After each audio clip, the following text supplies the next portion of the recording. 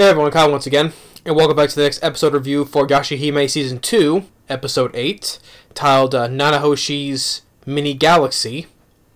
And I thought it was another pretty decent episode. It showcased because since now our trio's gone their separate ways for now. You know, Moroha's on her own, helping with Takachio and also with Hachi as well. Setsuna is now with the Demon Slayers, Kohaku, Kohaku, and Hisui, and the other Demon Slayers. And Toa is now on her own, but with this item here with Rion and Riku. So it's not that we get to see like their own, like having their own little separate journey without them being together. So it just kind of makes it pretty interesting. So as we continue as it left off, as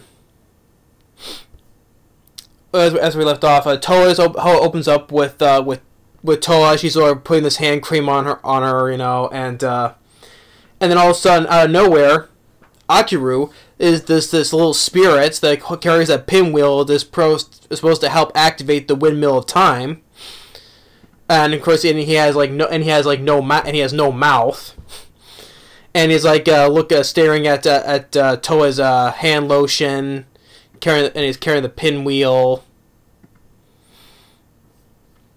and then Riku and Rion show up. So they're saying that they're going to be they're going to be accompanying her. And Rion's saying that, you know, that Aunt Zero is going to be going after Toa. Then we cut with Zero, like she's wearing that disguise that when she used that alias name, wearing the disguise outfit, and then she's going to visit this mansion by the name of our title here, Nanahoshi, where we have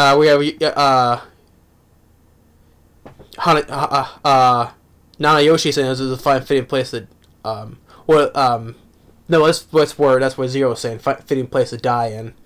And then we have I keep saying Hana, Nanahoshi. He's the one I mentioned in that preview. He's the demon that has a fan. He has those black teeth, and they said he wants to grant your wish, but and then Zero is saying, "What is it? If I grant my wish, what do you want in return?" And Nanahoshi is asking for your pain and sorrow in your heart, though, and he really wants to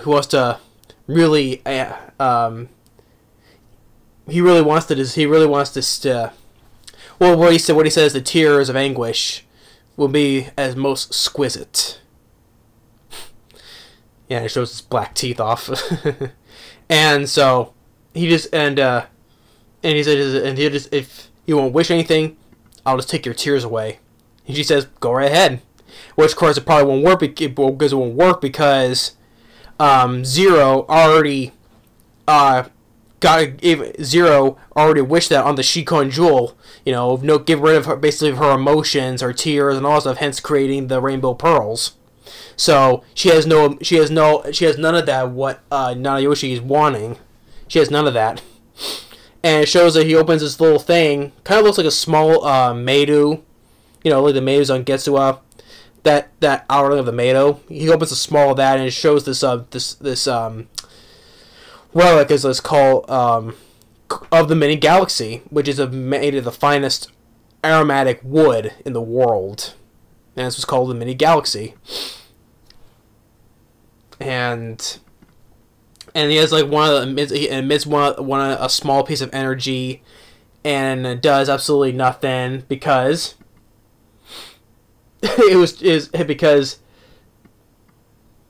because it didn't get anything out of her, because she doesn't have any sorrow left in her because of what she granted from the Shikun Jewel. And the guy's like, what's going on? And then that's when Zero reveals herself to her. And he's like, I sealed all my tears away in the rainbow pearls. so she doesn't have any. So she uses the rainbow pearls to like electrocute the guy, create like a small trap for him, and so he can't move. So Zero wants him to set a trap for him. He wants to set a trap. Basically for maybe probably mainly for Toa maybe. So yeah, so she's gonna use him.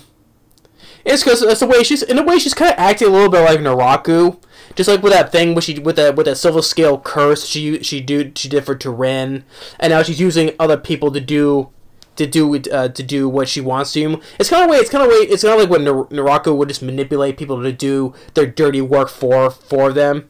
Zero's in a way kind of acting like in a bits of ways acting like Naraku in a little bit of ways.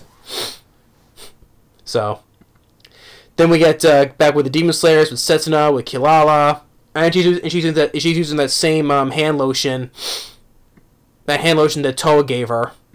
And it's lavender scent. That's funny.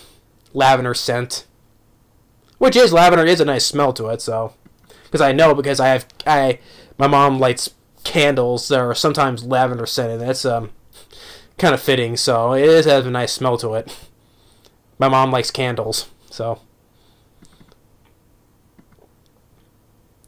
you should get Toa gives her that same hand cream and so go ahead and slay the demon. So, and then Akuru shows up, and I gotta say, Akuru he looks really cute, even despite having like no mouth though. Just like his appearance makes him like just look cute with carrying the little pinwheel. So yeah, Akuru he does look pretty cute, I gotta say, and he's like, who are you talking to? And then the next thing, Akuru is gone. Same thing with Toa. So, and then the Demon Slayers are heading towards that village that's in the north where it's snowing. And then we cut back to Moroha, after being caught because she got just went in carelessly. She got thrown in a cell by those raccoon dog soldiers. So, and then we go back. Then we come back with Toa with Rio, who's like riding on her bicycle, and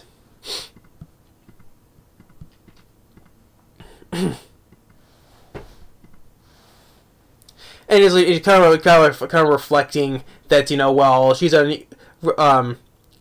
telling Rio that I'm an unusual person for this time period. Well, because thing is though, she spent 10 years in the modern era, so she's not all too familiar with in the real era where she was born in. So because she spent a lot of time in the modern era with Sota, all the technology and all that stuff. So it kind of does make her, even though despite her being born in the feudal era, she still feels out of place in this time. That's why she's an unusual person for this time period. And then we see Riku still keeping his distance because he can see Kiryu can still see and hear through him. So it's nice he's keeping his distance from them, but still watching them.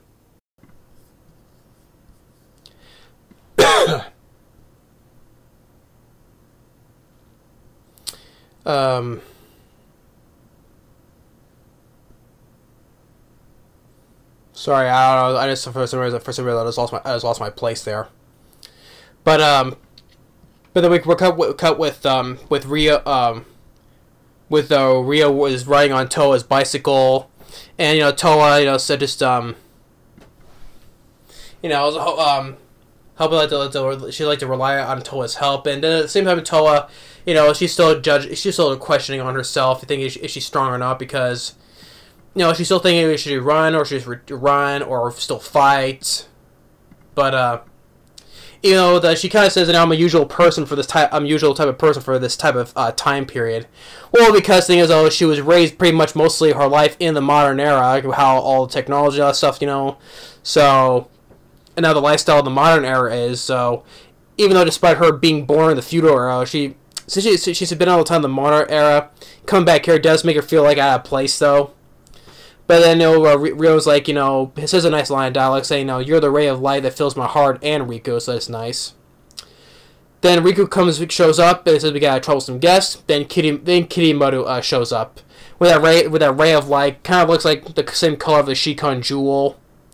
Then we cut back to the Demon Slayer. The Demon Slayers. They arrive at that snowy village. That snowy village is pretty much a place for the wealthy, for the rich.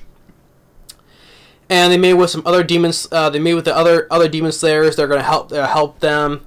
Like the one that Kohaku knows has been 15 years. And they have this other Demon Slayer by the name of Goro, which to me looks kind of suspicious for me, though. I don't know why. Maybe because he has no shirt on. I don't know, but he does kind of look kind of a suspicious person, though. But maybe there's overthink on that character, but we'll see on that. And then the Demon Slayers, they're surprised to see Setsuna because they say, "Oh, a female Demon Slayer. We haven't seen one since Lady Sango." Yeah, but Kohaku's saying that Setsuna is skilled enough to rival my older sister. And one other Demon Slayer is like, "Oh, really? You said lift that tough, basically." And then Setsuna saying, "Oh, you want to test my skills? I'll take you on any time." Basically, hey, mock me like that. Let's take this outside and we'll see who's tough enough who. So, yeah, I like that. So they're here to stop a herd of flame bulls. Which the flame bulls, I probably said in the preview, they look goofy, you know. I mean, they got freaking buckets for feet and it's on fire. I mean, like I said, they got buckets for feet. It looks goofy.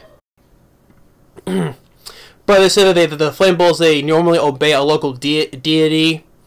But they said they need to appease the deity. And then one flame bull comes in. Hisu throws his Hirikos, but the bull knocks it back. Then that one arrogant demon slayer saying, "Oh, we dodged it?" I'm like, "No, it didn't. It knocked it back with its head. It didn't dodge it at all." And then Setsuna uses her Scourge of Swallows, defeats it. And there are two of those Goro and the other Demon Slayer saying, "Oh, she defeated with a single attack."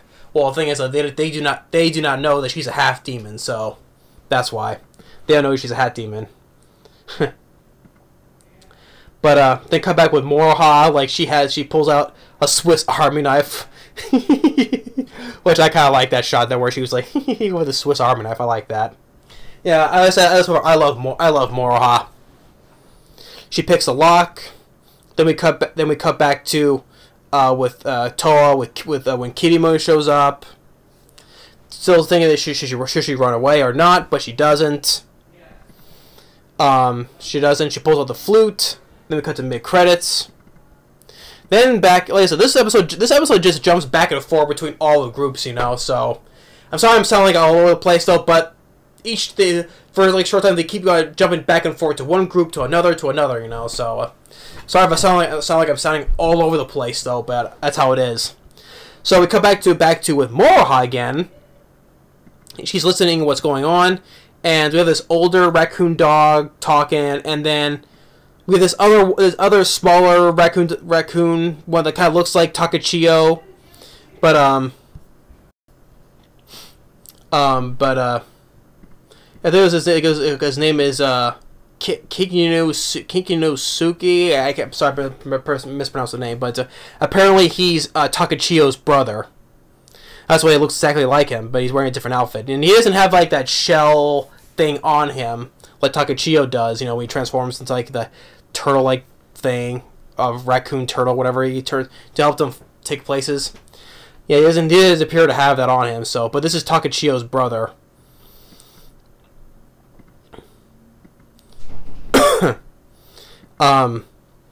And then we have that older raccoon dog saying that Moroha is the daughter of the priestess Kagome, and then her father is the half demon Inuyasha, which Moroha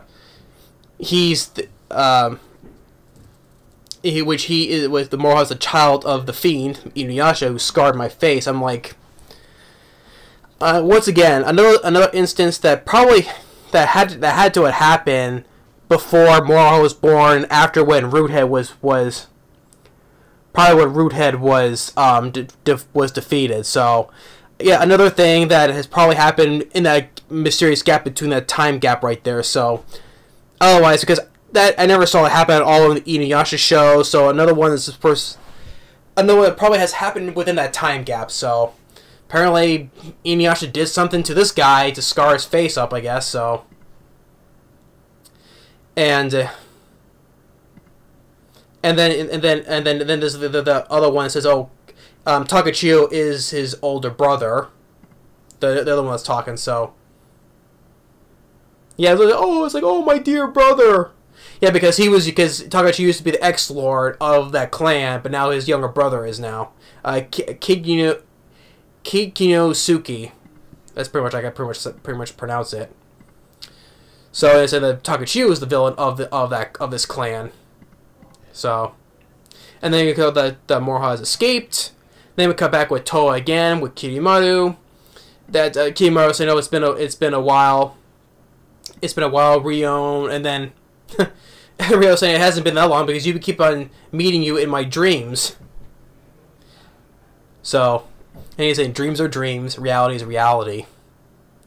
As and as long as you're enjoying it, walking the earth on your own feet. But Rion is saying that because this body is only made of grave soil and bones, a clay doll made of grave soil and bones, and plus I don't blame her that she's pretty much mad at Kirimaru because, oh, do you despise me? Oh, well, first of all, I wouldn't blame her because he put her up in that barrier in Mount Subi for pretty much for 600 years. Despite, well, the thing is, though, she died though, but he as a father, you wanted to. I get his intention. Oh, that his daughter died. You want to do something about it though. But the thing is, though, keep her at the same time, keep her locked up, or safe and locked up like that for 600 years. Yeah, I understand. I understand her anger on that part. So. But they said, however, despite all that, I cannot interfere with my dream to travel beyond space and time. And then Toa pulls out her Senzakian, and Kirimaru looks surprised that Rion gave her talisman sword. He looks kind of surprised. But then it's like, oh, since I'm facing that thing, I guess there's no for me to hold back, I guess. And then all of a sudden, just when they're about to fight, then all of a sudden, Akiru just runs right past her, stopping her, and he's distracted because she sees him, but Kirimaru, Rion, and Riku they don't see him. So yeah, they don't see him except for Toa, and and Akiru's been really cute. He's playing with the bicycle, he's playing with the pedals, making it go round and round. And it was like they just see him moving on its own. And then Kirimaru is one catches on really catches on fast that you can see Akiru. And when Akiru's done, he gives it like basically a smile like this. Even if I have no mouth, but I can tell he's like smiling. I mean, Akiru, he's really cool. I'm liking this character already. I'm already liking this character, the spirit character of Akiru. He's just playing with the bicycle, smiling, just holding the pinwheel. And then she smiles back, and all of a sudden he gets like kind of like spooked, and then he goes and runs away. Yeah, I'm liking this character, Akiru. So yeah, but Kirimaru already, even though he couldn't see him, he can see that Toa is seeing him. And was he carrying the pinwheel? And he's like, yeah. She's like, yeah. And then, oh, just like that, since he got the answer. Oh, sorry, 1 second here. Sorry about that cut there. I had a freaking sneeze. Ah, damn. Yeah, I had to cut that because none of you guys want to see me sneeze, so that's why I had to cut that part there. God damn, man. Allergies freaking kill me all the time. But anyway, as I was saying, since since Kirimoto knew that that Towa saw Akiru, he just puts his sword away, and then Rion is saying, "Oh, the windmill of time no longer favors you," and then it says that the world has yet to come to allies with Lady Towa. So, which that volume kind of brings the question: if favors no longer favors Kirimoto, and then Rion is saying the world is yet to come to allies with Lady Towa, so was she the one to activate the windmill of time and bring on the degenerate age? Not entirely sure on that part though, but so, however, after Kirimoto does that, he uses some of his powers and just blasts some energy points, like needle points, and Riku gets in the way, protecting Towa. He gets hit in the eyes. Then Kirimoto just he gets out of there. I was saying he just flies away. He flies away, gets out of there, and then Riku is blinded now. His eye he got hit in the eyes by the blast, and now he's blind. And then we come back to the snowy village. But we see a deity by the name of what's this name? Mayonaka. He's a deity that leads the flame bulls, and then he's saying first a shaman, now demon slayers. And he's the guy. I guess he's the guy who wants those. I guess he's the guy who's after those 5 grains. So.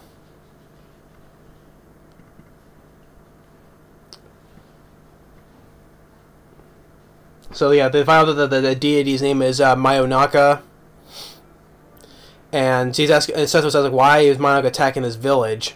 And this old guy who's with them, look at the map, like, "Oh, I don't know." So, and then we cut to this the little piece of the forest where that shrine is at, and which kind of way is like it was like in a way, it's kind of like the reference to with Homaru. You know Homaru. You know he's that fire god that kidnapped that one girl, Tomino, keep all to herself.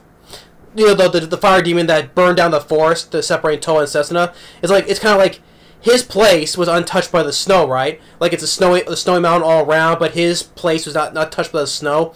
Well, here's the same thing where there's a forest and this cherry blossom tree, and the shrine is where those 5 grains are at. Surrounded by snow everywhere, but it's untouched. Kind of like the same way with Homaru's place was untouched by the snow. So they see the shrine, they see the grains. So you know, and the old guy saying, "Help us, we'll give you a big reward for that." So the guy said that the deity Mayonaka is after it, and you know, and then come back with Towa, Riku, and Rion. That you know they both Rion and Towa, they're kind of blaming each other. You know, it's my fault. It's my fault. But Riku is saying that you know it's okay because as long as I can't see, neither can Kirimoto. So. Because since he can't see through Riku, so now that he's blind, he can't see. Kirimoto can't see through him now that he's blind, so he won't be able to sense where they're at. So that basically turned into a good thing, basically, for a time. But I don't think Riku he's not gonna be blinded. I don't think he's not gonna be blinded forever. So I think it's only a temporary thing. So I was saying, yeah, since he's blind, it's a good thing. So now the Kirimoto can't see them now. And we come back to with Mora. She's running away from the raccoon dog soldiers, and she pulls out her Kurikotomu, uses the Crimson Dragon Wave, and then that old raccoon dog, and then now this huge, bigger raccoon dog comes out, and it's basically they're gonna. Well, basically take revenge, basically, because of Inuyasha's actions, but she gets the blame for it anyway. And then And now Moroha is going to pull out her rouge, become Beniyasha. But Takachito warns her, if you use your rouge, you won't wake up for a whole day.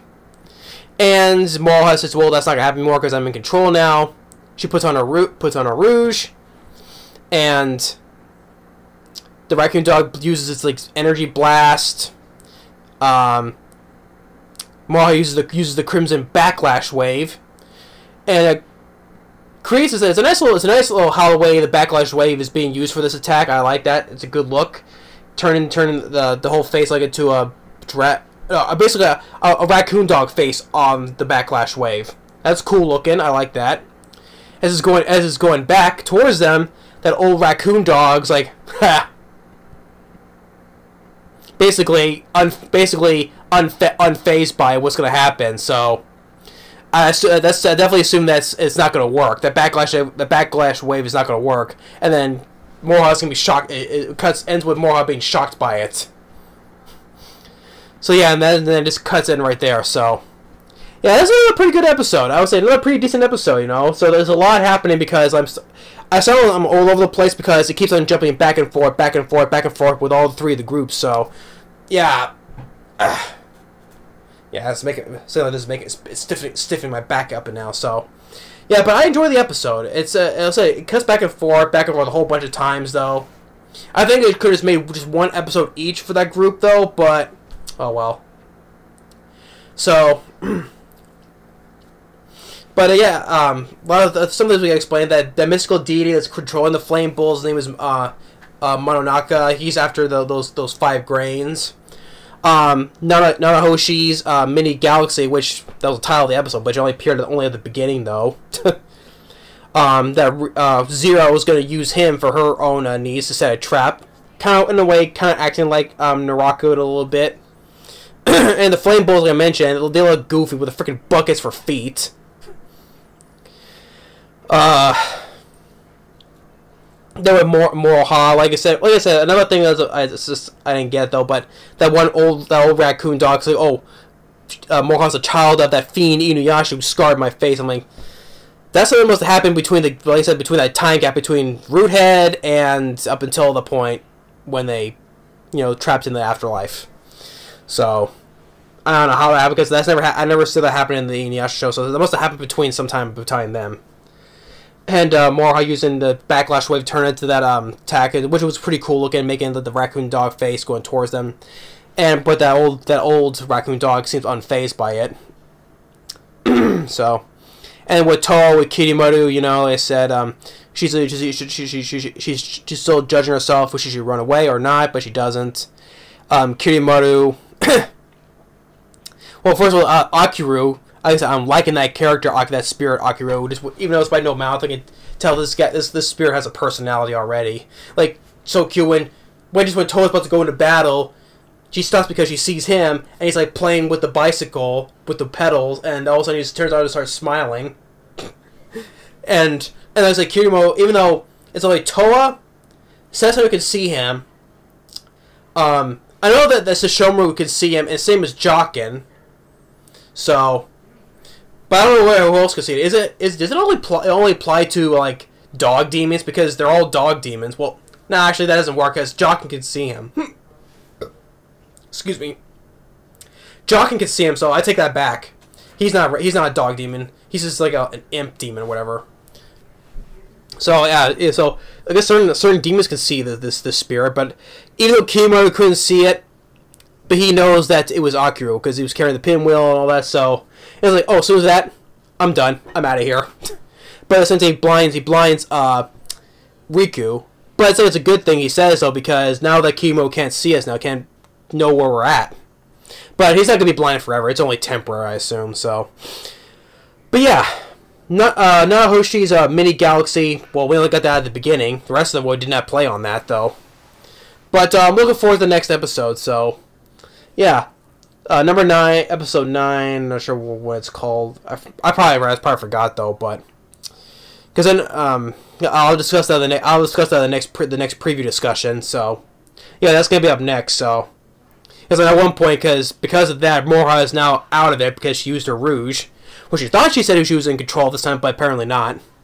But I'm discussing that. I'm going to be discussing that in the next preview discussion. So, but here, episode 8, Nanahoshi's mini galaxy. It was very decent. Though, like I said, yeah, it keeps on jumping back and forth between the two groups. I think they could have separated each of those in one episode each. But oh well. But I still like the episode still. But anyway, thanks for watching. Stay tuned for the next video will be about talking about the next episode 9 preview discussion. And we'll see you all later.